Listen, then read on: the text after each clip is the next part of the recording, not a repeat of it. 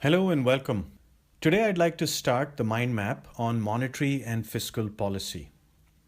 Now, both monetary and fiscal policy share the goal of creating an economic environment where growth is stable and positive and inflation is stable and low. Fiscal policy refers to the government's use of spending and taxation to influence economic activity. Government's budget is said to be balanced when tax revenues equal government expenditures.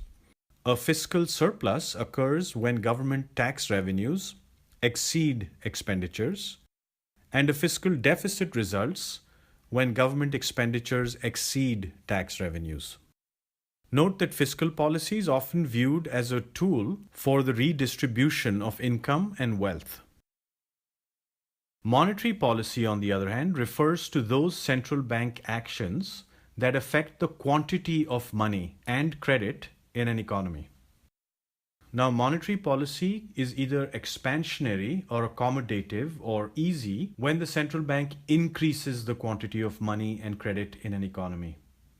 On the other hand, when the central bank is reducing the quantity of money and credit in an economy, the monetary policy is said to be contractionary or restrictive or tight.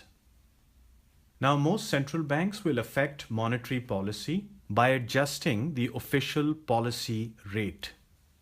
When they believe that economic activity is high and is likely to lead to an increase in inflation, the central bank will typically increase interest rates, thereby reducing liquidity of money. This would be described as a contractionary monetary policy. Conversely, when the economy is slowing, central banks would typically increase the liquidity of money by lowering the official policy rate. In this case, we would describe monetary policy as expansionary. Now, the question arises, what is the benchmark by which central banks would refer to a given interest rate as either high or low? What is it in comparison to? The answer to this question is there is a neutral rate of interest, which is often taken as the point of comparison.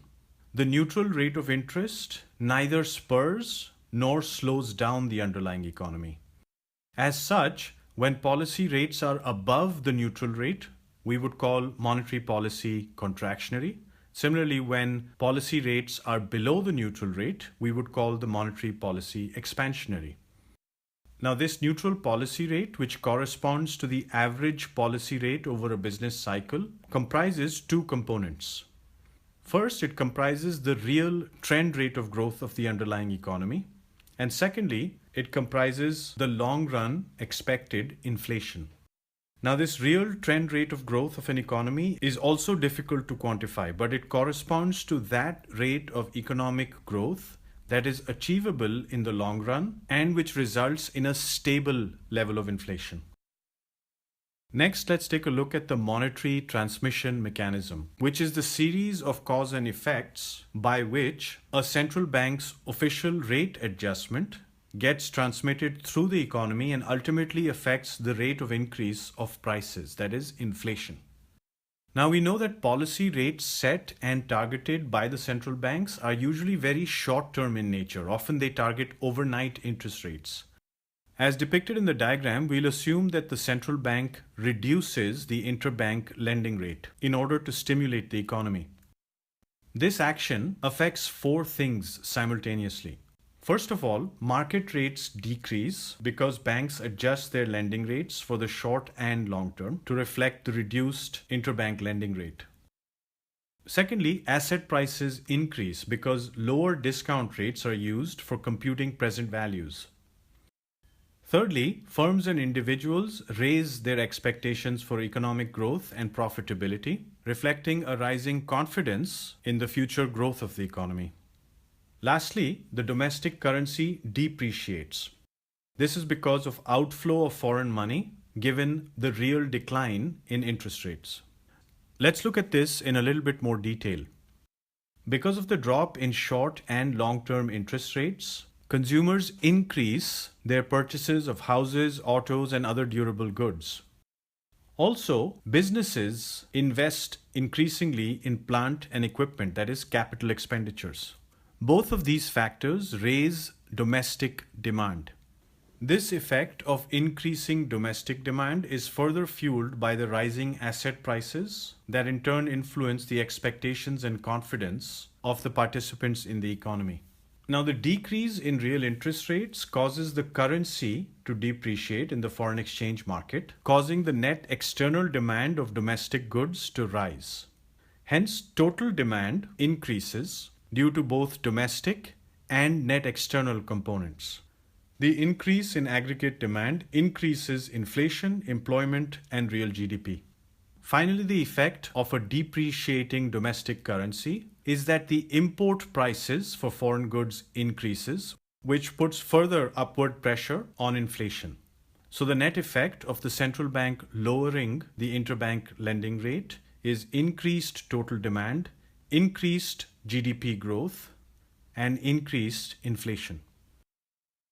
Next, let's look at some of the limitations of monetary policy. Limitations of monetary policy may include problems in the transmission mechanism, as well as the relative ineffectiveness of interest rate adjustments as a policy tool in deflationary environments. Now, suppose that a central bank raises interest rates in reaction to underlying inflationary pressures. Now, the key here is to understand that long-term interest rates are influenced by the path of expected short-term interest rates. Hence, the outcome of the central bank rate hike will depend on market expectations. If individuals and businesses believe that a decrease in the money supply intended to tame inflation will be successful, then they will expect lower future inflation rates. Now, we know that long-term bond yields include a premium for expected inflation. Hence, long-term rates could fall, even while the central bank has increased short-term rates in order to slow down economic activity. Viewed slightly differently, a contractionary monetary policy may be viewed as too extreme. So the market expectation resulting from such a policy may be an increased probability of a recession. This would make long-term bonds more attractive and reduce long-term interest rates. Conversely, if the central bank tries to implement an expansionary monetary policy, then higher expected future asset prices will make long-term bonds relatively less attractive and will increase long-term interest rates.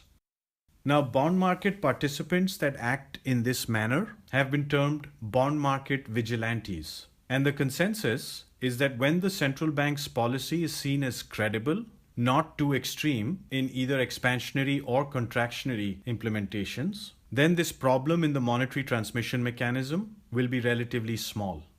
Now let's take a slightly more detailed look at deflation. Deflation is defined as a pervasive and persistent fall in the general price index. Deflation is a far greater challenge for conventional monetary policy than inflation is. Now note that, as previously mentioned, in a deflationary environment, monetary policy needs to be expansionary. However, the central bank is limited to reducing the nominal policy rate to zero. Once it reaches zero, the central bank has very limited ability to further stimulate the economy.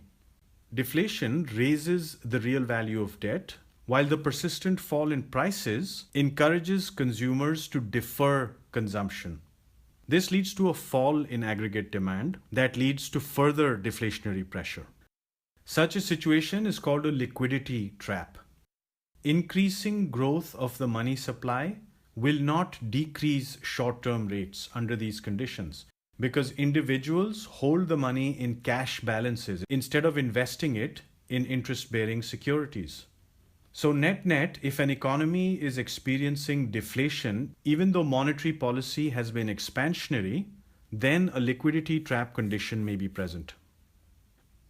Another reason standard tools for increasing the money supply might not increase economic activity is that with increasing excess reserves, banks may not be willing to lend. So the ultimate problem for monetary authorities as they try to manipulate the supply of money in order to influence the real economy is that they cannot control the amount of money that households and corporations put in banks on deposit, nor can they easily control the willingness of banks to create money by expanding credit. So net-net, the central bank cannot always control the money supply, and hence there are definite limits to the power of monetary policy. We'll continue on this topic in subsequent mind maps. Hope you found that useful. I'll see you again next time.